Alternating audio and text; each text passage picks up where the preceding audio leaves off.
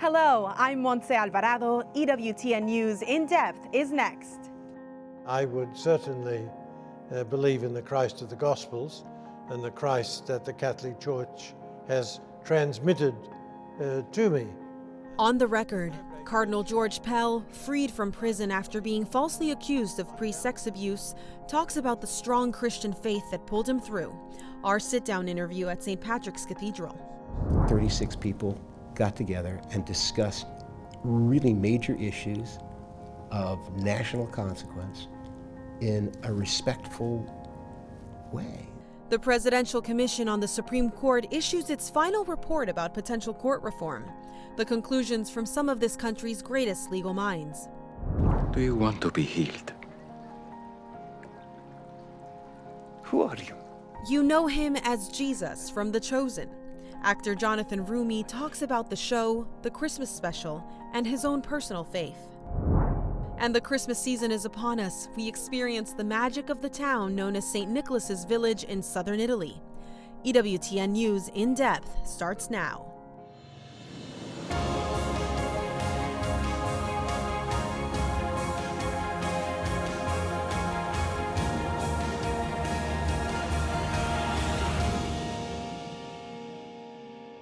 Hello and welcome to this week's edition of EWTN News In Depth. 2021 was monumental for religion at the United States Supreme Court. Protective of First Amendment rights and largely supportive of religious freedom, the court and its 6-3 Republican-appointed majority have come under increasing scrutiny. 4 major cases already heard this year. In Fulton versus the City of Philadelphia, the court sided unanimously with a Catholic foster care agency that asked to refer same-sex couples for certification and placement based on the agency's right to freely exercise its religious views. Then the Dobbs versus Jackson Women's Health Organization case that was argued just weeks ago. The case out of Mississippi, which bans abortion after the 15th week of pregnancy, will be decided next year. The court's decision could be the linchpin to overturning the right to abortion. Another pending case, Carson versus Macon, regarding public funding of religious schools in a remote area in the state of Maine where public schooling is not available. And Ramirez versus Collier out of Texas. The pending decision in that case revolves around whether a death row inmate may have a minister audibly pray and lay hands on his body before his execution. These cases come at a time when the country is polarized and faces political gridlock. In that climate, there have been questions about court reform. Earlier this year, the Biden administration asked some of America's foremost legal scholars to be a part of a presidential commission on Supreme Court reform. Months later, the report was just released. Reporter Mark Irons has the details. The Supreme Court examines all kinds of cases and can make decisions bringing about significant change. The case is submitted. But now the court is facing its own sort of trial. It's under inspection, and there are questions about reform. In April, President Joe Biden established a commission to provide an analysis of the principal arguments in the contemporary public debate for and against Supreme Court reform, including an appraisal of the merits and legality of particular reform proposals. President Biden hasn't endorsed court reform, just promised to give it a look. The High Court currently has 9 justices who serve lifetime appointments. Debate over reform has included questions about creating term limits for the justices or adding justices to the court. And the opinions vary. In 1937, President Franklin Delano Roosevelt advocated for expanding the court.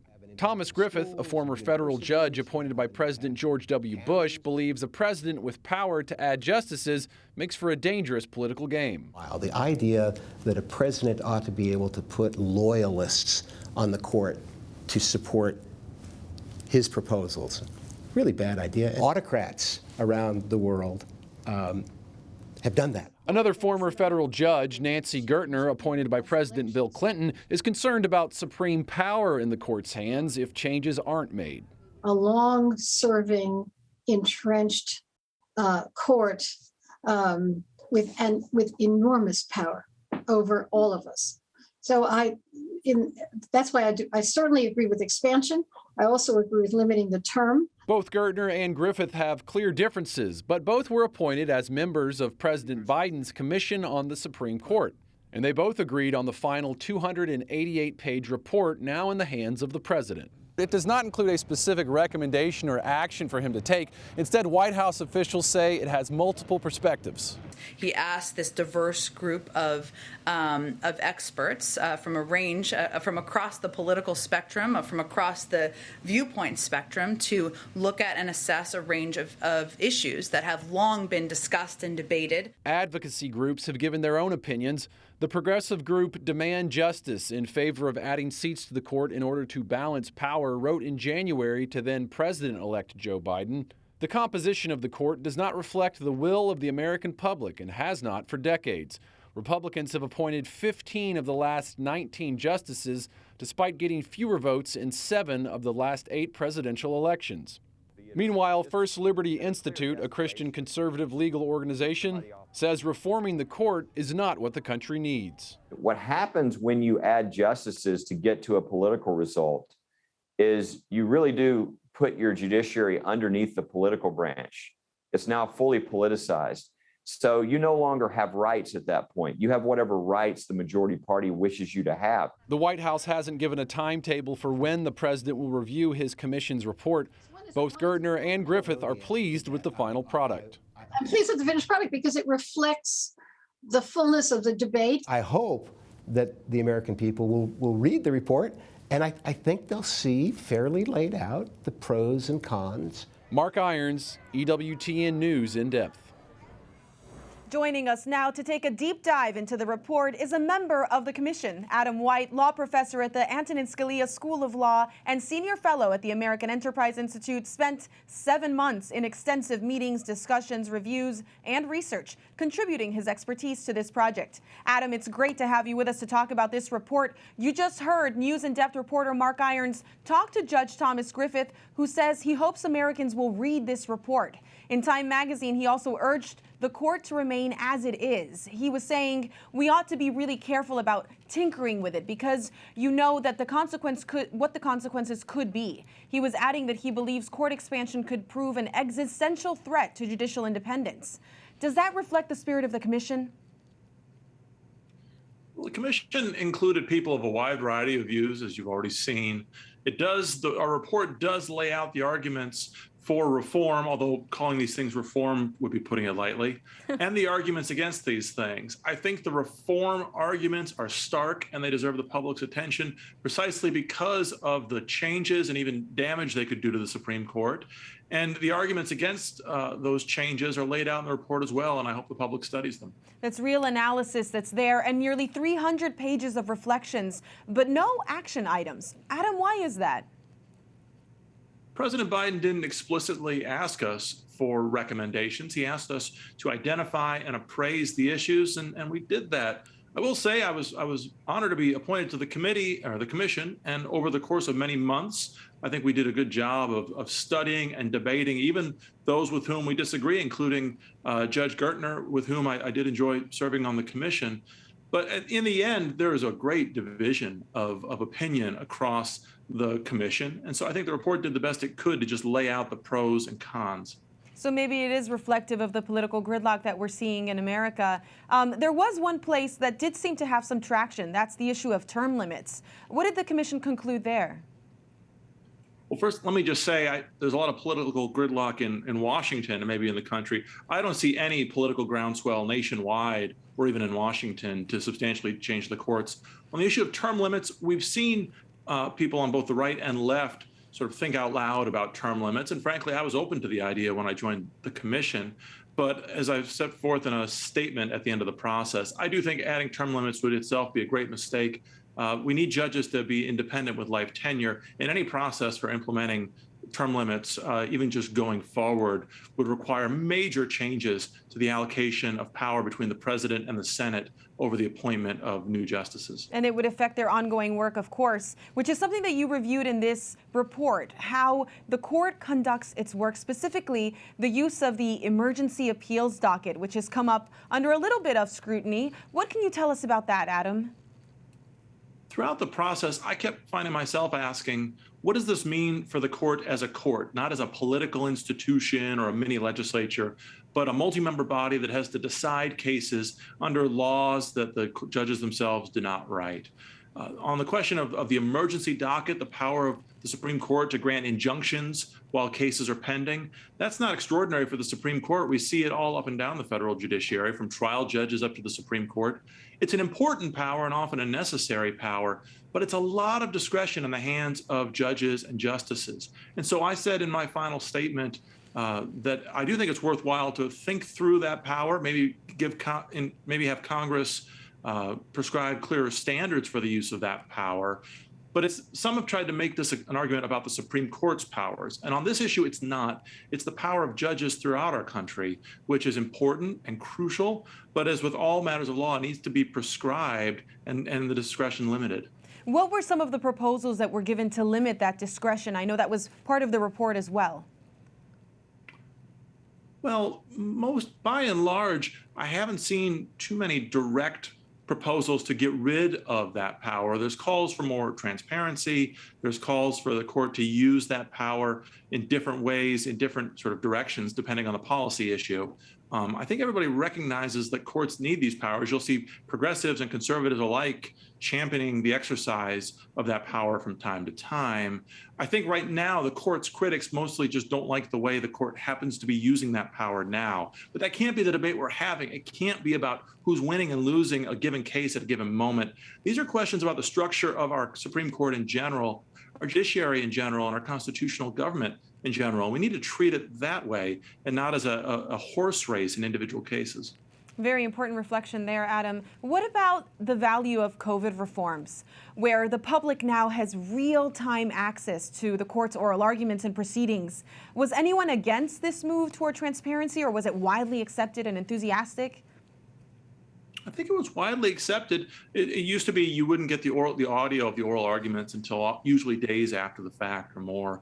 You now get same-day audio, streaming audio. Transcripts have been much more readily available for a few years now. These are all good developments, and they probably strike a good balance between sort of public transparency, but also leaving space for the court to do business out of view of cameras. I do think cameras in the courtroom are particularly different, and there's a reason why cameras in the courtroom have been a much more controversial proposal for which there really is not a groundswell or a critical mass of support yet, and definitely not on the court. Well, I know that more Americans have been engaged in listening in, which is really beautiful to watch us really participating in democracy in this way. Was there any other point in the Commission's debates where you thought this is really a dangerous proposal that you felt compelled to stop? Well, for me, the big two were court packing, of course, and the term limits issue. On the other issues, my concern was a bit broader. I don't think this is a time for politicians, the Congress or the president, to sort of gang up on the Supreme Court and try to change it. I think this is a time for all three branches of government, the court, Congress, and the president. So I'll take a hard look at how their own institutions are operating, look for ways to reform themselves and restrain themselves, not for two branches of government to forcibly change the other. I think that's always a treacherous or a risky provision, and it certainly would be right now, and certainly with respect to the Supreme Court.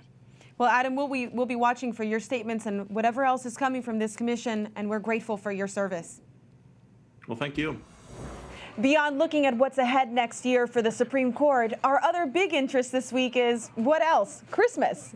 We go now to St. Peter's Square for a look at Christmas celebrations at the Vatican with Rome Bureau reporter Colm Flynn.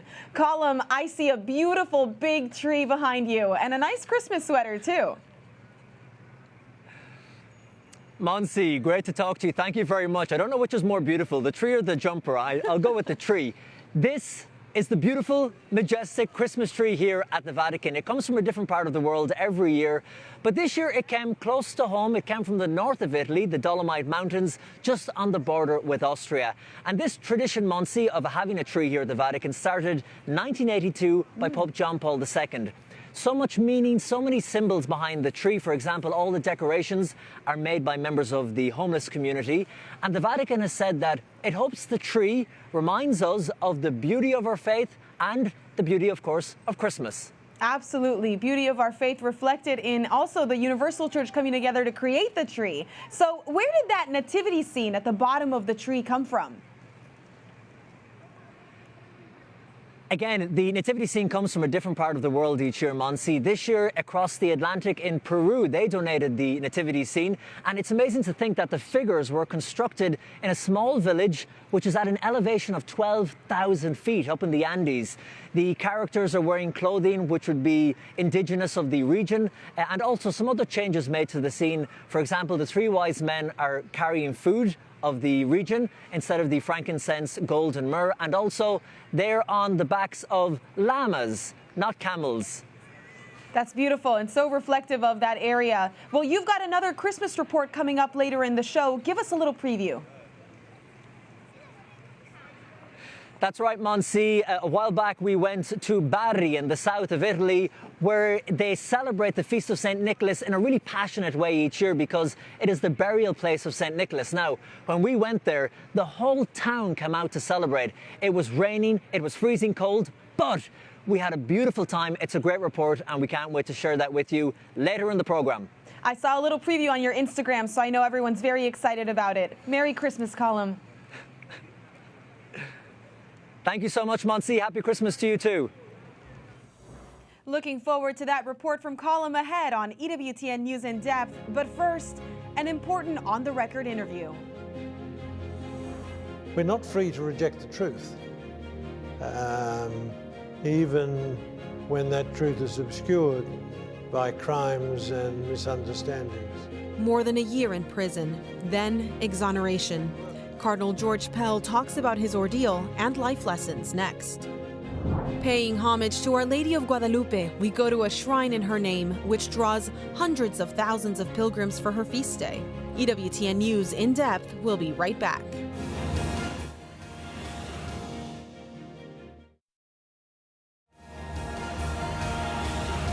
We have one rule of faith, one set of 10 commandments, one set of creeds. We retain our vitality by being attached to the vine.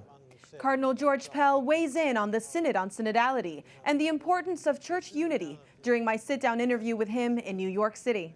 Welcome back to EWTN News in Depth. Cardinal Pell has carried two public crosses that are the center of this interview. First, his discoveries of malfeasance and fraud as Vatican treasurer, where his efforts for audits of Vatican accounts and financial transparency were blocked by Cardinal Angelo Becciu. Second, the staggering cross of enduring false accusations of child molestation, imprisonment, and acquittal of those charges in his homeland of Australia. The case rocked the church, as he's the most senior Catholic figure ever jailed for such crimes. In December of 2018, a jury found him guilty of sexually abusing two 13-year-old boys back in the mid-1990s in Melbourne. In an attempt to reduce jury prejudice, a media blackout was ordered for Australian news outlets, some of which violated the gag order. Pell was sentenced to 6 years in jail and spent 404 days in solitary confinement. In April of 2020, a full bench of the High Court ruled unanimously to dismiss all convictions. Judges ruled that unchallenged evidence from a witness was inconsistent with the alleged victim's account and that the jury didn't entertain a reasonable doubt as to the cardinal's guilt.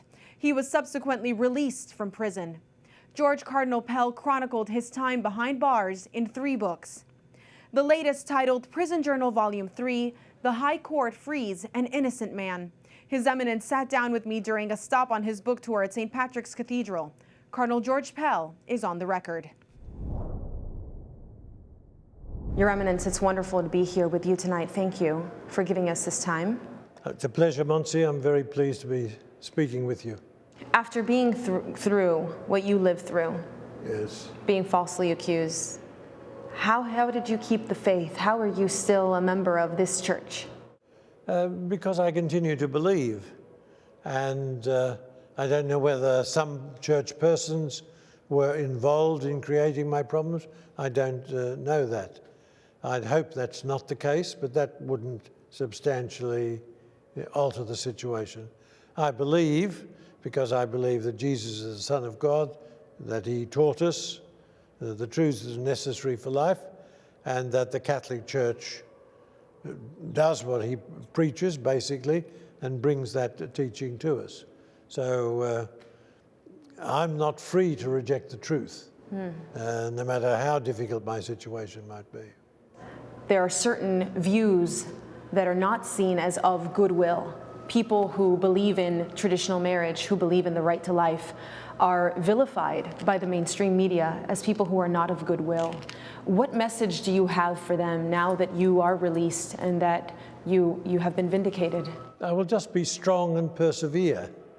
Now, at a very basic, almost childish level, I remember my parents saying, "Sticks and stones will break your bones, but names will never hurt you."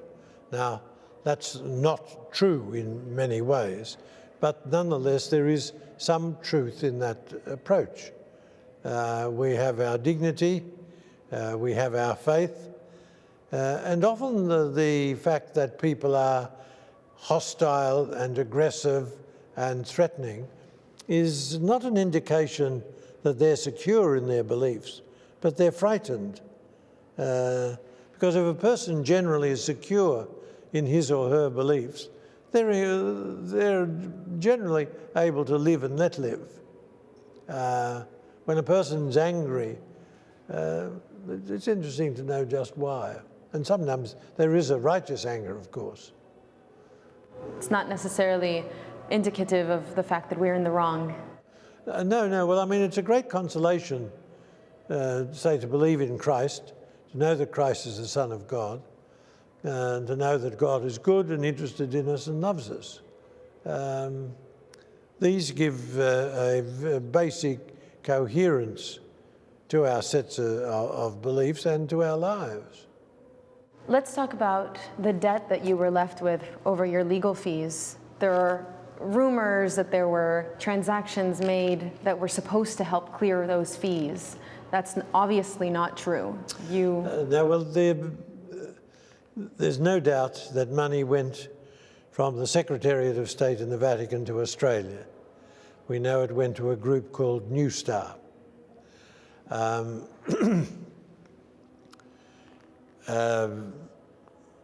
Cardinal Betchu has said, yes, money did go to Australia. It was 2,300,000.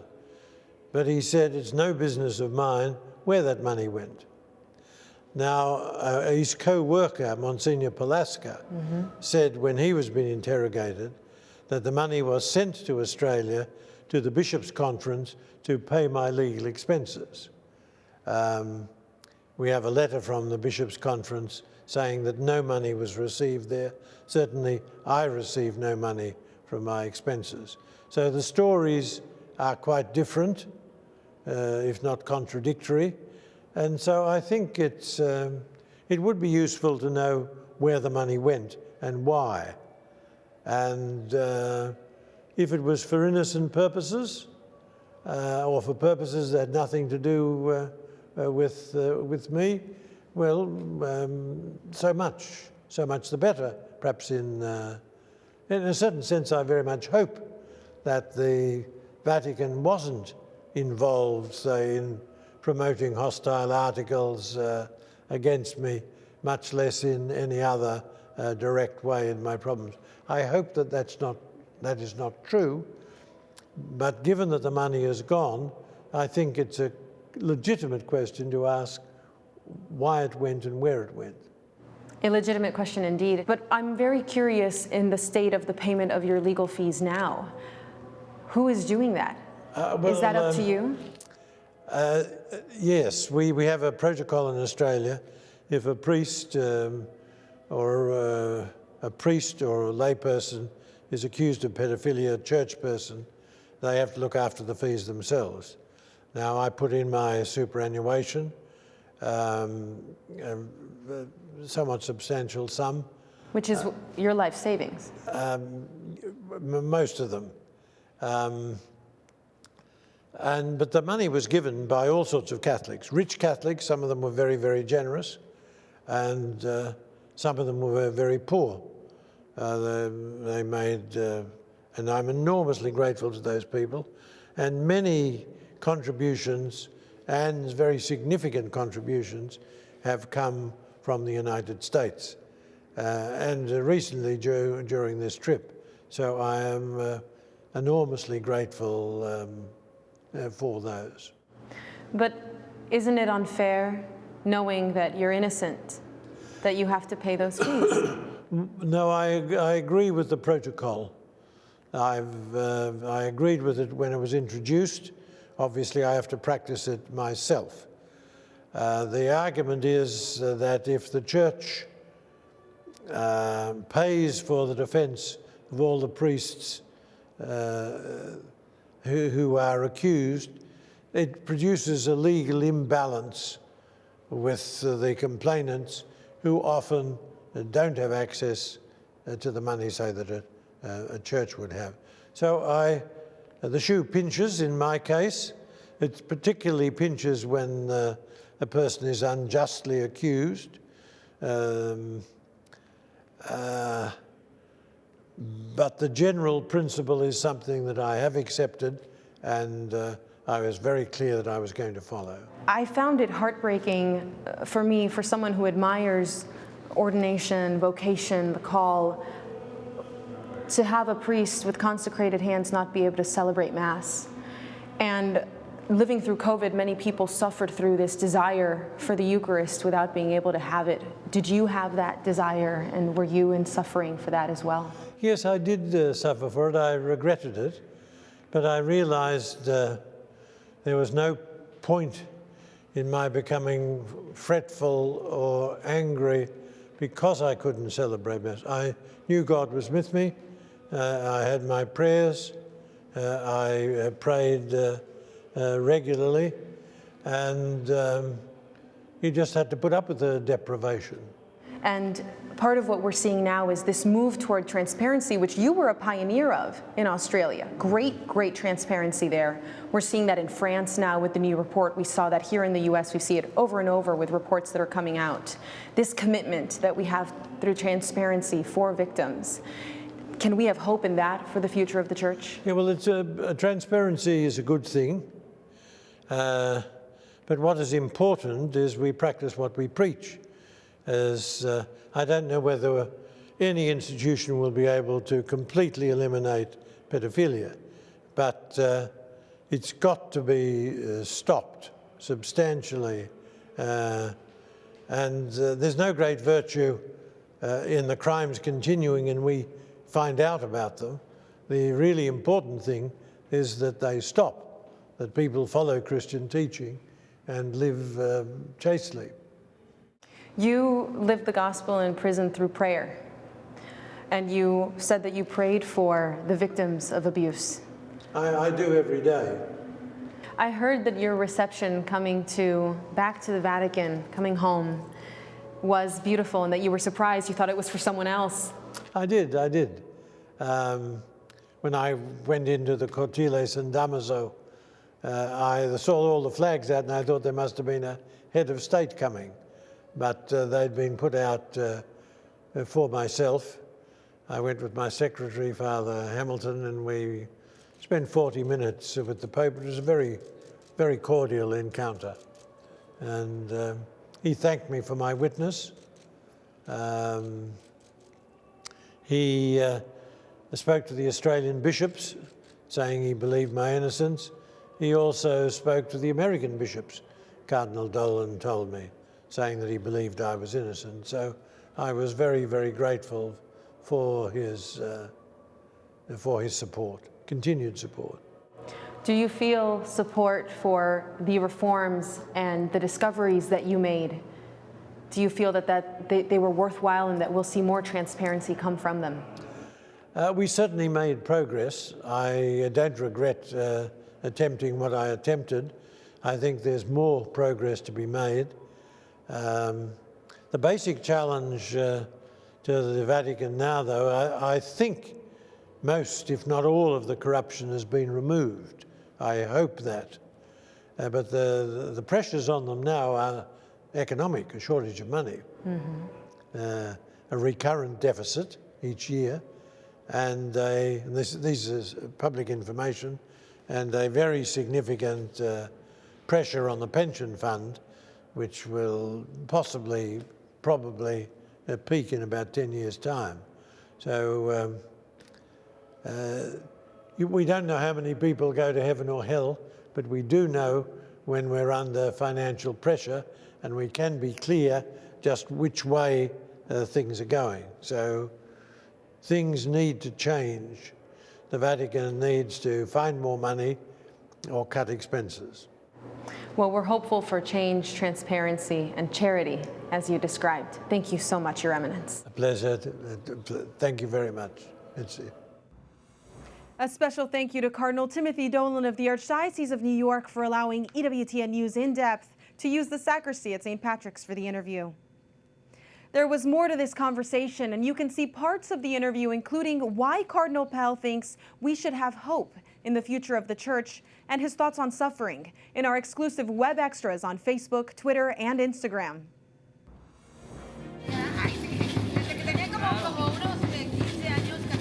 The joyous experience of penance as pilgrims show both happiness and sorrow. Their faith strengthened in the worship of Our Lady of Guadalupe.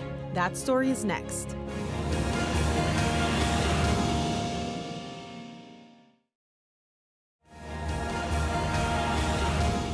Last week, we celebrated Gaudete Sunday for Advent and the Feast of Our Lady of Guadalupe on the same day.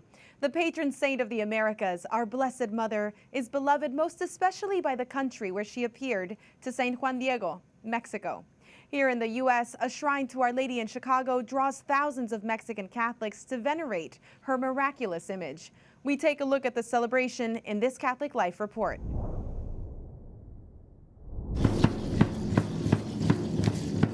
A celebration fit for a queen. The Church teaches very beautifully that to know Jesus is to know his mother. An estimated 400,000 pilgrims from all over the United States and Canada make their way to the shrine of Our Lady of Guadalupe in a suburb of Chicago.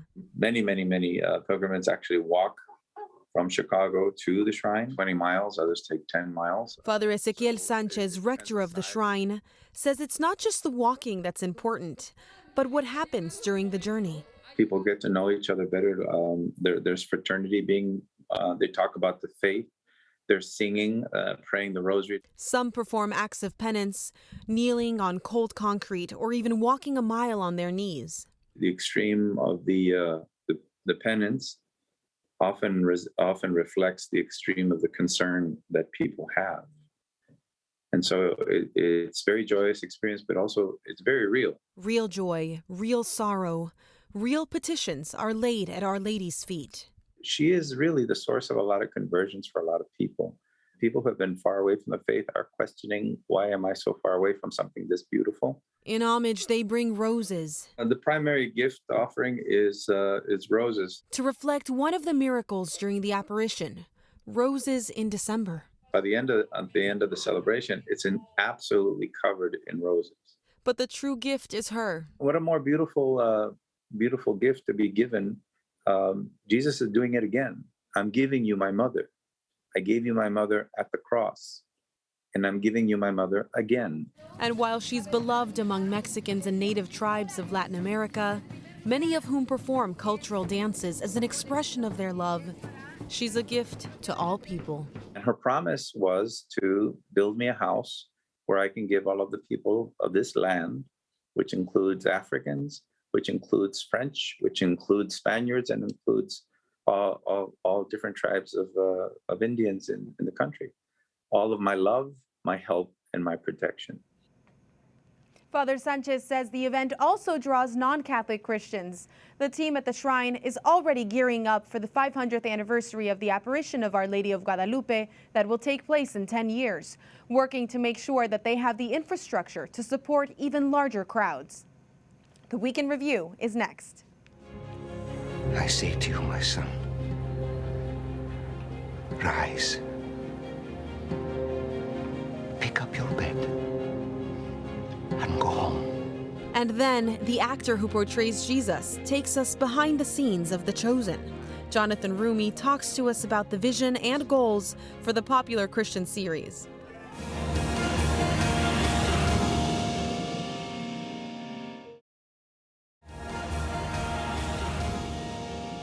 News about the devastating Midwest tornadoes tops the Week in Review. That's where twisters tore through multiple states, killing at least 89 people a week ago. Many remain missing. It was the deadliest tornado outbreak in the U.S. in a decade. There were at least 44 tornadoes across 9 states: Missouri, Illinois, Arkansas, Kentucky, Tennessee, Mississippi, Indiana, Ohio, and Alabama. Kentucky was the hardest hit state, with more than 75 people killed. On Wednesday, President Joe Biden toured the destruction. In addition to comforting those who lost their homes, the president saw for himself how buildings and trees were flattened for miles. He said the level of destruction was nearly unbelievable and pledged federal funding and resources to the area. Residents of the region remain in shock. I don't know where they're going. And I'm sorry, but I've known these people all my life, and they're helpless. I don't know what to do for them. I have 7 people staying in my house. No power, no water. We're living in 2 rooms. Danger's everywhere. There's buildings that's not stable, of course, as I'm sure you've seen. While touring the devastation in Dawson Springs, Kentucky, the president stopped to pray for the area's recovery with some local residents. Once unthinkable, the COVID death toll in the U.S. topped 800,000 people this week. Those numbers, compiled by Johns Hopkins University since the beginning of the pandemic, are about equal to the population of the cities of Atlanta and St. Louis combined. And it's roughly equivalent to how many Americans die each year from heart disease or stroke. The U.S. has the highest COVID death toll of any country in the world. Health experts say this terrible milestone is heartbreaking because many deaths could have been prevented. This week, the Supreme Court rejected a request for emergency protection from the vaccine mandate for New York State healthcare workers. A group of 20 doctors and nurses filed the legal challenge, arguing the state's mandate violated their religious liberty. The court didn't explain its move to deny protection, but Justices Samuel Alito, Neil Gorsuch, and Clarence Thomas dissented, knowing they would have granted the case. New York State continues to have a vaccine exemption for those with medical reasons. This is the 5th time the Supreme Court has declined to block a state vaccine mandate. The remaining 12 members of a missionary group kidnapped 2 months ago in Haiti were released on Thursday. The group originally included 16 Americans and 1 Canadian representing Christian Aid Ministries. 5 of these hostages were released several weeks ago. The Haitian gang responsible for the kidnappings initially demanded a ransom of $1 million per hostage. A U.S. official said a ransom far less than that was eventually paid, but not by the U.S. government. Christian Aid Ministries released a statement praising God for their release. Matthew, son of Alphaeus.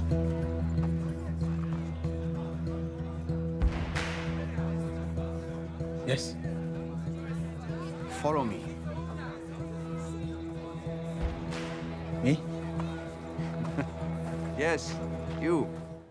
That's actor Jonathan Roumie playing Jesus Christ in the hit series The Chosen. The dramatic crowd-funded depiction of the life of Christ and the Gospels has millions of followers worldwide. This year, a Christmas special of the series The Chosen appeared on the big screen. In theaters this week, the episode follows the birth of Christ through the eyes of Mary and Joseph. Jonathan Roumie joins us now from Paris to highlight the exciting episode and series that is helping to spread the good news. Jonathan, for our viewers who don't know The Chosen, tell us a little bit about the vision and goals for the series.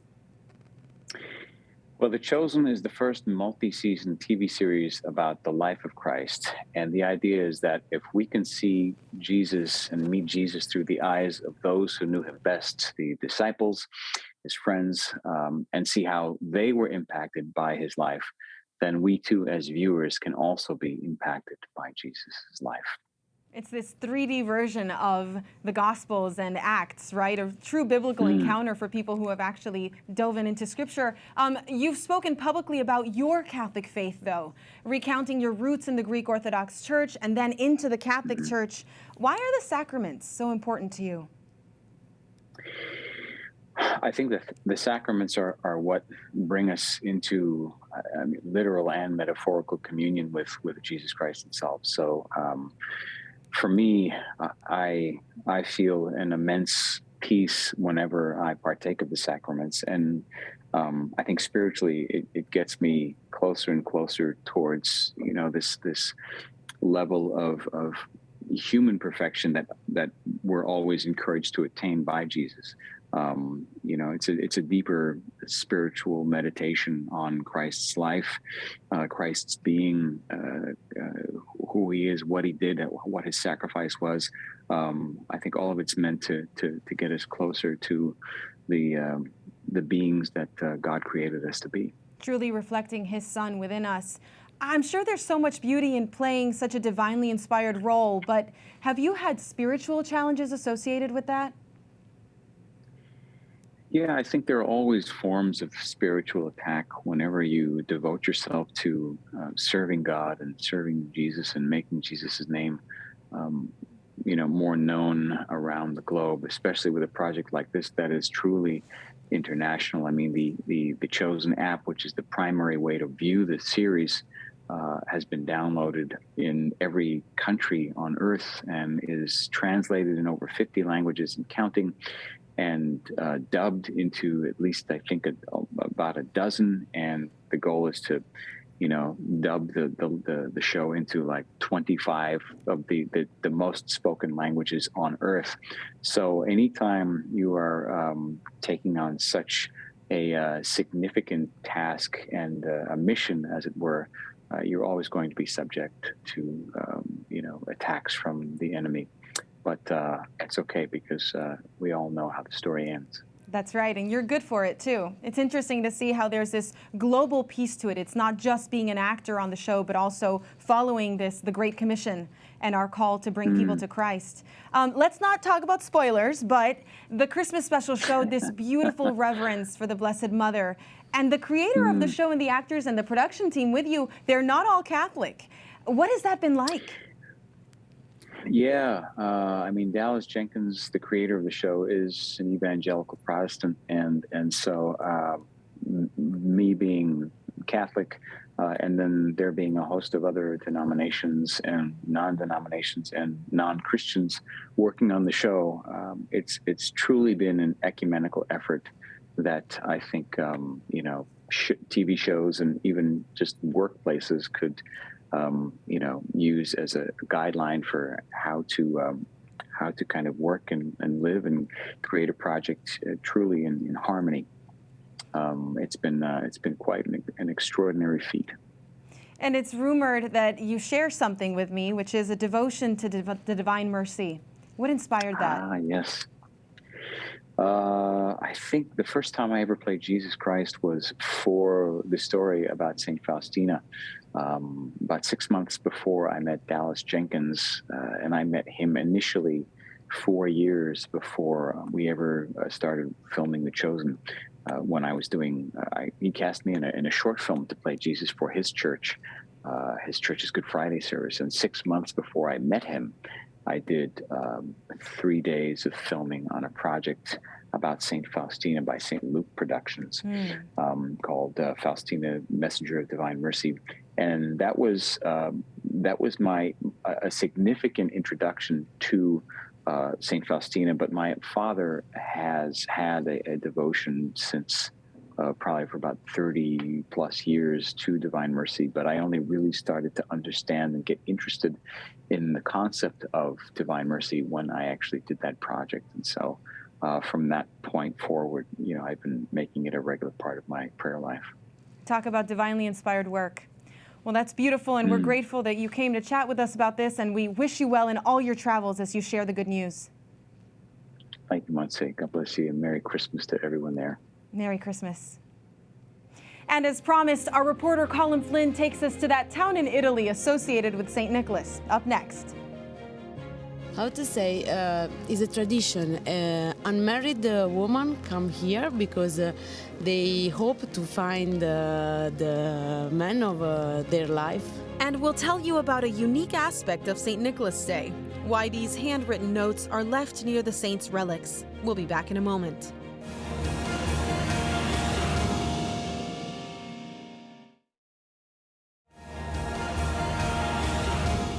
Finally, today we travel to Italy, to a town known for its connection to St. Nicholas. As we draw closer to Christmas, some history about the saint most associated with the holiday and why young women flock to pray at the basilica that houses his relics. Reporter Colm Flynn takes us on the journey.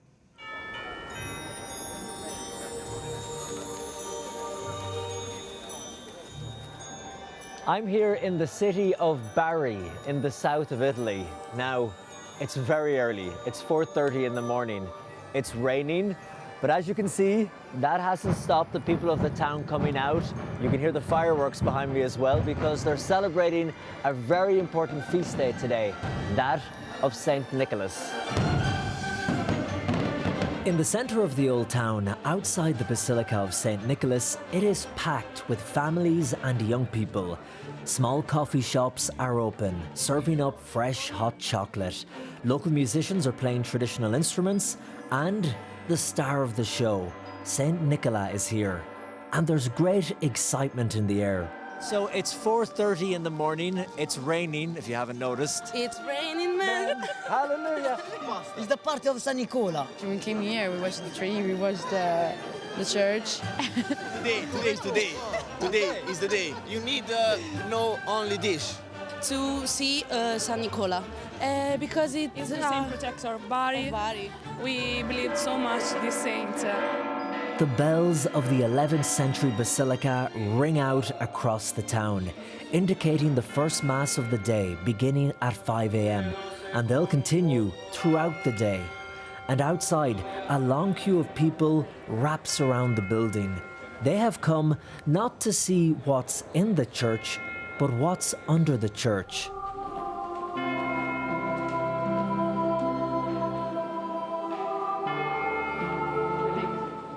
And it is here, under the altar in the Basilica, that you have the tomb of St. Nicholas, where over 900 years ago they believed that some of the relics of St. Nicholas were laid. And all throughout today, you'll have hundreds of people streaming through to stop, pause for a moment and say a prayer in front of the tomb. Even though outside the rain was getting heavier, the people kept queuing. This has been a tradition for the people of the town here for hundreds of years, and they believe St. Nicholas is the protector of the town. No, we pray and we ask to the saint to give us also help for something, love or problems in works. In the queue, there are a lot of young women, and not by chance. How to say, is a tradition. Unmarried women come here because they hope to find the man of their life. The tradition is that women looking for a boyfriend or a husband must touch this column or walk around it 3 times. La leggenda è che si dovrebbero fare 3 giri della colonna. Some have even written down the type of man they're looking for and left it inside. Troviamo l'amore. L'amore, love. L'amore, diciamo che... At around 6 a.m., the rain gives way to the light of the day.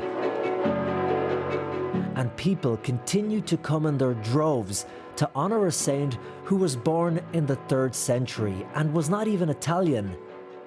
It is believed that Saint Nicholas was born in 270 AD in the East, the region we now know today as Turkey.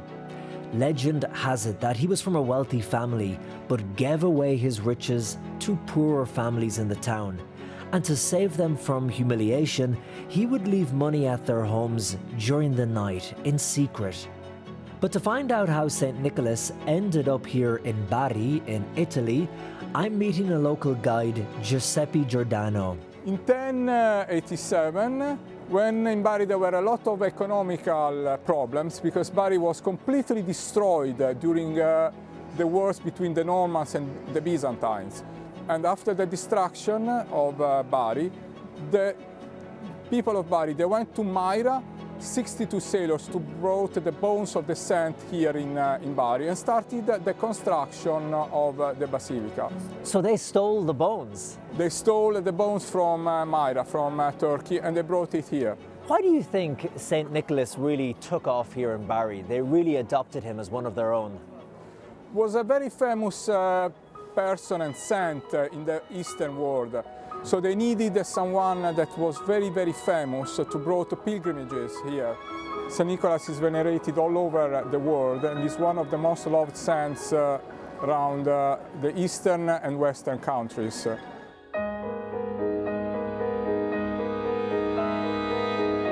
Across the town, there are St. Nicholas paintings, statues. The devotion to the saint is clear everywhere you look. In this shop, a craftswoman has recreated a model of his basilica.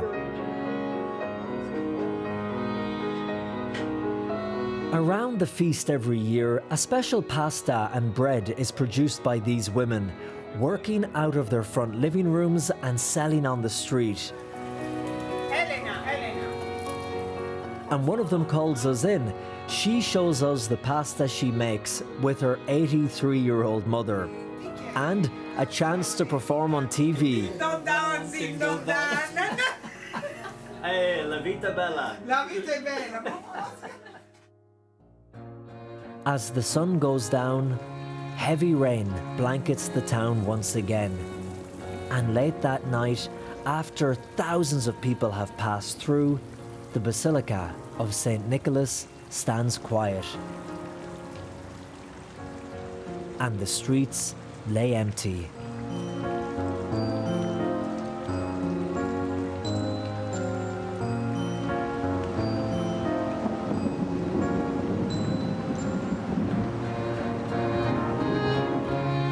Well, it may have been raining from morning till night, but that has not dampened the spirits of the Barry people. In fact, for the next few days, they'll continue to celebrate the life, the legends, and the spirit of their adopted saint, St. Nicholas.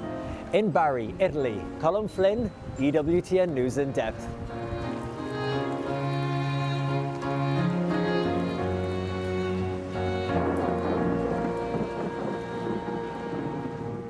And from Bari, Italy to here in our Washington, D.C. studios, Merry Christmas to all. I'm Montse Alvarado, the staff of EWTN News In Depth, and I wish you a blessed holiday. Next week at this time, stay tuned for a special EWTN Christmas programming. We'll see you again in the new year.